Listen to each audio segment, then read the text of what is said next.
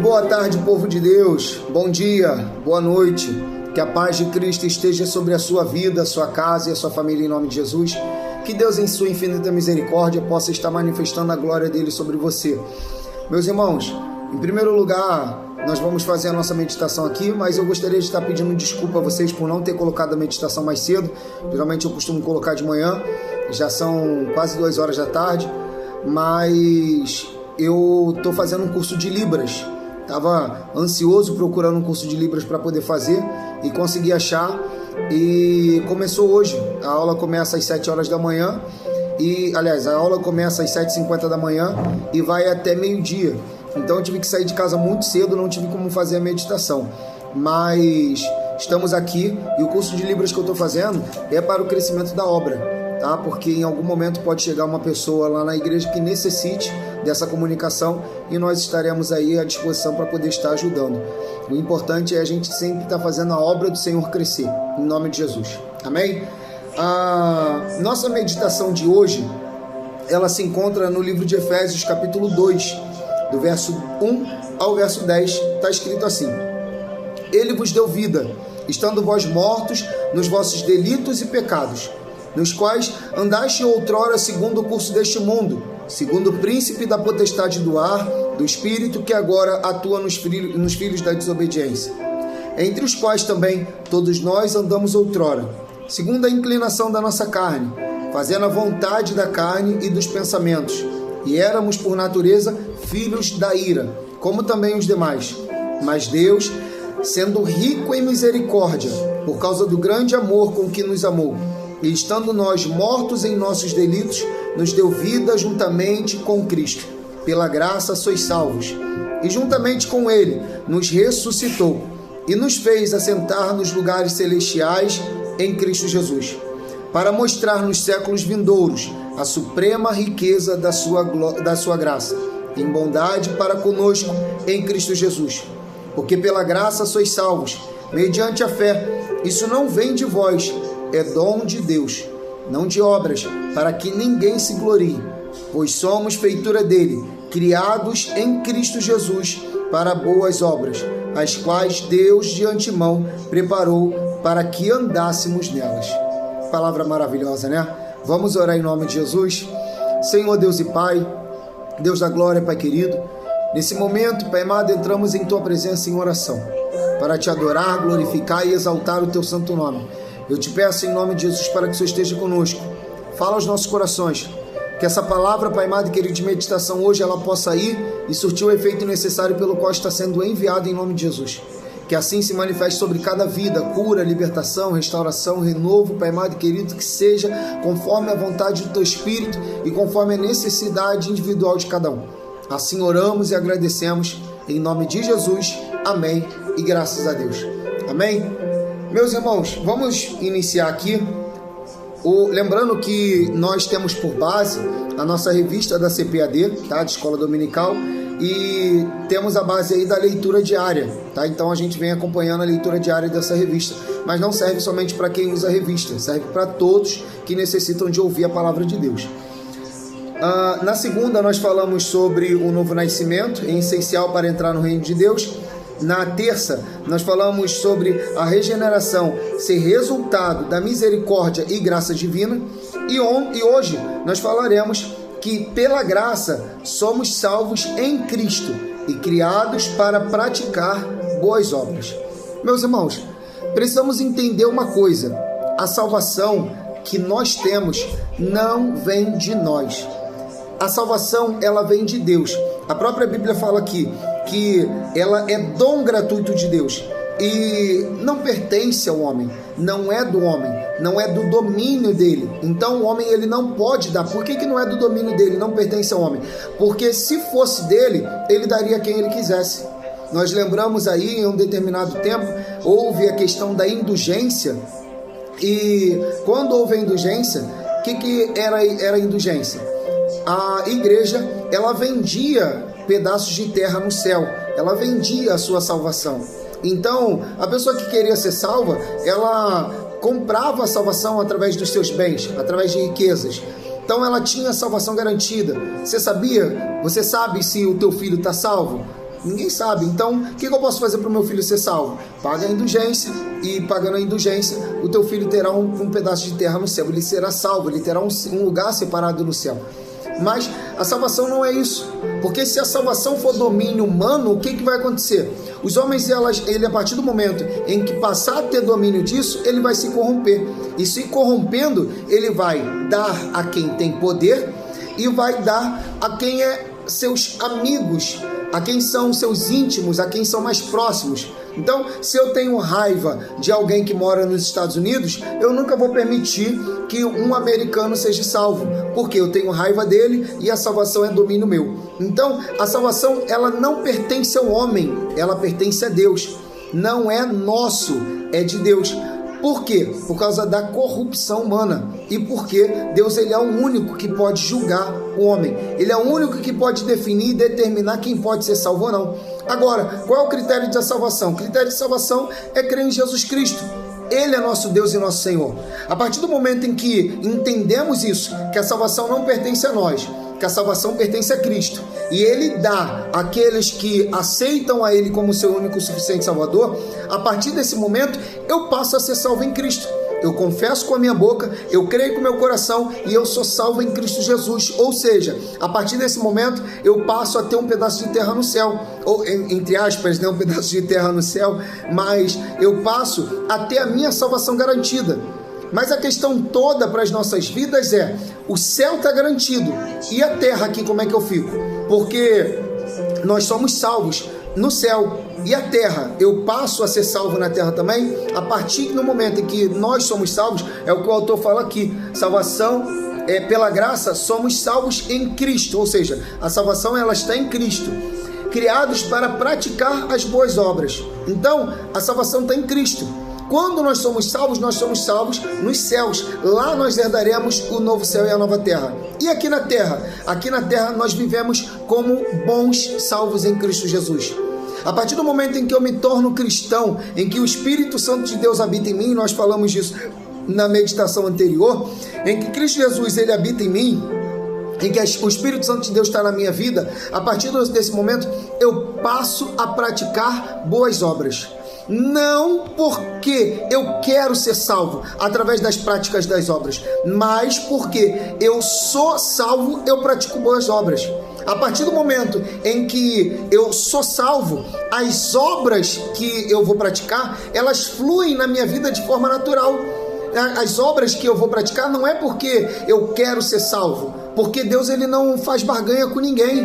Ontem eu vi uma pessoa que estava falando assim: porque a Bíblia tem muita barganha. E o pastor concordou. E o pastor virou para ele, falou para essa pessoa e falou assim: não, realmente a Bíblia tem muita barganha. E não soube explicar por que Deus barganhava ontem e não barganha hoje.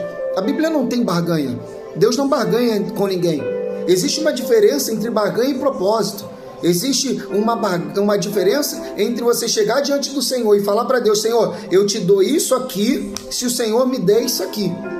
Existe uma diferença. Agora, propósito: Senhor, eu quero ter isso aqui e eu vou me empenhar para isso. Eu vou buscar, eu vou estar em oração, em jejum, e se for conforme a tua vontade, que eu recebo isso aqui na minha vida. Essa é a diferença entre barganha e propósito. Então, Deus, ele não aceita barganha, porque a barganha, ela vem com interesse, o interesse de você conquistar algo como se você pudesse fazer algo para conquistar isso. O propósito não. Eu entro numa ligação, eu entro numa comunicação de Deus para saber se aquilo ali é realmente da vontade de Deus, e sendo da vontade dele, ele vai fazer sobre a minha vida.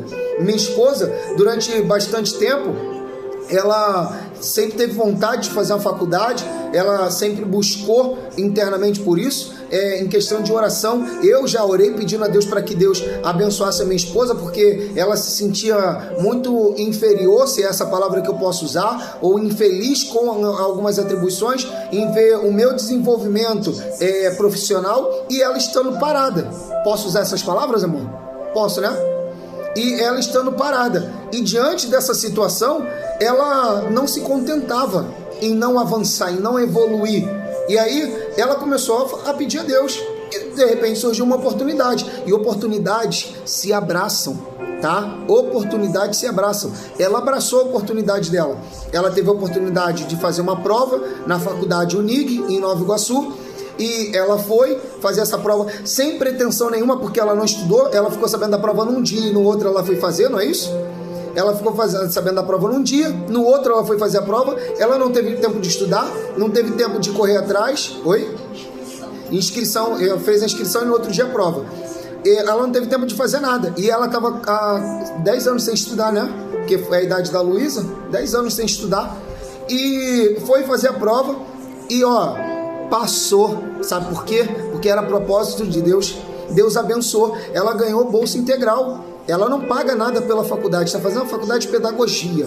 Eu pergunto porque eu esqueço algumas coisas. Mas ela está fazendo faculdade de pedagogia. Todos os dias, 3 vezes na semana ela vai para a faculdade. Isso é propósito. Isso não é barganha. Ela não chegou em momento nenhum em Deus e falou assim: o Senhor, se eu fizer isso, o Senhor vai me dar aquilo. Não, ela chegou diante do Senhor e fez propósito com Deus. Então, nós fazemos obras porque nós somos salvos. Nós não fazemos obras para poder ser salvos, porque a salvação não pertence a nós, não está no poder da minha mão, está no poder das mãos de Deus. Então, quando eu entendo isso, eu sou mais feliz, porque eu passo a entender que não depende daquilo que eu faço, depende daquilo que Ele já fez por mim. Porque Jesus já morreu por mim, eu sou salvo. Porque Jesus já sofreu por mim, eu sou salvo. Porque Jesus já se entregou por mim, eu sou salvo. Então eu não preciso mais fazer nada. Essa questão que as pessoas acham que porque ela é melhor dizimista do que a outra e vai ter um galardão melhor do que a outra, isso não existe. Vai ter a salvação mais garantida do que a outra, isso não existe. Eu cometi um erro, eu sou salvo em Cristo, eu cometi um erro aqui agora e eu perdi a salvação. Não é assim que funciona. A salvação já está garantida. Quem perde a salvação é a pessoa que nega Cristo, e negar a Cristo é viver uma vida em continuidade de pecado, é viver uma vida abraçado com pecado, é viver uma vida inteira com pecado. É a pessoa que até está dentro da igreja, vai ao culto de domingo, vai ao culto de terça, vai ao culto de quinta, vai à consagração, mas é a pessoa que não abandona o palavrão, é a pessoa que não abandona o cigarro, é a pessoa que não abandona a prostituição, é a pessoa que não abandona a pornografia, é o cara que está dentro da igreja e está traindo a mulher, é a mulher que está dentro da igreja e está traindo o marido. É isso que significa você negar a salvação, é negar a Cristo. Essas pessoas não estão mais em Jesus e não vão herdar o reino dos céus. A Bíblia fala sobre a segunda morte. Em Apocalipse, capítulo 20, deixa eu abrir aqui, não estava marcado, eu não ia nem falar disso. Capítulo 20, a Bíblia fala assim no verso 11: vi um grande trono branco e aquele que nele se assenta, de cuja presença fugiram a terra e o céu, e não se achou lugar para eles. Vi também os mortos, os grandes e os pequenos, postos em pé diante do trono. Então se abriram livros, ainda outro livro, o livro da vida, foi aberto, e os mortos foram julgados segundo as suas obras, conforme o que se achava escrito nos livros. Deu o mar os mortos que nele estavam. A morte e o além entregaram os mortos que nele havia, e foram julgados, um por um, segundo as suas obras. Então a morte e o inferno foram lançados para dentro do lago de fogo. Esta é a segunda morte, o lago de fogo. Agora olha só: e se alguém não foi achado inscrito no livro da vida, esse foi lançado para dentro do lago de fogo. Agora olha o que a Bíblia fala aqui: aqueles que não vão herdar os céus. Quanto, porém, aos covardes. Covardes aqui não é aquela pessoa que tem medo de ir para uma guerra ou algo do tipo, tá? Covarde aqui é aquela pessoa que tem conhecimento da palavra, mas que não pronuncia. É aquela pessoa que não tem coragem de anunciar, de dizer eu sou cristão, porque tem medo de alguma coisa, tem medo de retaliação, tem medo de ser ofendido. Isso é covarde, tá? Quanto, porém, aos covardes, aos incrédulos, aos abomináveis, no caso aqui trata-se como sendo homossexual, lésbicas e tudo mais, aos abomináveis, aos assassinos, aos impuros, aos feiticeiros, aos idólatras e a todos os mentirosos também, tá? Aquelas pessoas que têm o costume de mentir, o cara que está dentro da igreja ali todo dia, mas todo mundo sabe que não pode chegar perto dele, porque ele conta mentira o tempo todo. Aos mentirosos, a pessoa que vive na prática da mentira, a parte que lhes cabe será no lago que arde com fogo e enxofre, a saber, a segunda morte, que nós falamos aqui no capítulo 20, no verso 15. E se alguém não foi achado escrito no livro da vida, esse foi lançado para dentro do lago de fogo. Então, a salvação, ela pertence a Cristo. Não vem de nós, é dom de Deus para as nossas vidas. É um presente que Ele nos deu. Então hoje, se abra para esse presente. Permita que esse presente maravilhoso entre na tua vida e viva intensamente para Cristo Jesus. Amém? Estamos finalizando essa meditação. Vamos orar neste momento, em nome de Jesus. Feche os teus olhos aí onde você estiver, claro, se você puder, e vamos estar orando. Senhor Deus e Pai, nesse momento diante da tua presença, Pai amado e querido, glorificamos o teu nome. Te pedimos, Pai amado e querido, para que o Senhor esteja com cada homem e cada mulher.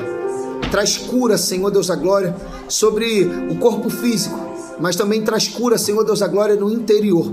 Quantos homens e mulheres, Pai amado e querido, que não têm paz. Quantos homens e mulheres, Senhor Deus da glória, que, Pai amado e querido, entendem, Senhor Deus da glória, que está muito próximo, Pai amado, da tua volta, mas que não conseguem alcançar a Ti.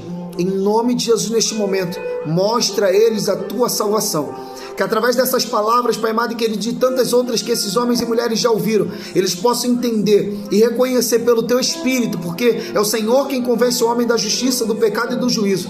Que eles possam compreender no Teu Espírito que só o Senhor é salvação. Só o Senhor nos conduz até o Pai. Não existe outro caminho. O mundo fala, Pai amado e querido, e mostra muitos caminhos possíveis para poder alcançar Deus. Mas nós sabemos que só existe um, Jesus Cristo, o caminho, a verdade e a vida. Então, em nome de Jesus, entra, Pai amado e querido, na vida desse homem, dessa mulher, desse jovem, dessa criança, dessa pessoa que pensou em tirar a própria vida. Em nome de Jesus, entra, Espírito Santo, e mostra a essa pessoa o caminho que conduz à paz. Em nome de Jesus. E que ela possa compreender o verdadeiro evangelho diante da tua presença. Assim oramos e agradecemos por tudo que o Senhor tem feito nas nossas vidas. Amém e graças a Deus. Amém. Que Deus abençoe a todos em nome de Jesus. Eu quero deixar um convite aberto aqui para os irmãos. Nós estamos presentes na Assembleia de Deus do Parque Anchieta, no Rio de Janeiro, na Praça da Bíblia, tá? É uma igreja verde ao lado esquerdo da praça. E os nossos cultos ali, dia de domingo principalmente, começam às 18 horas. Quem quiser, sinta-se à vontade para estar conosco, será muito bem-vindo, tá? E recepcionado, muito bem recepcionado por nós. Deus os abençoe e fiquem na paz. Até mais.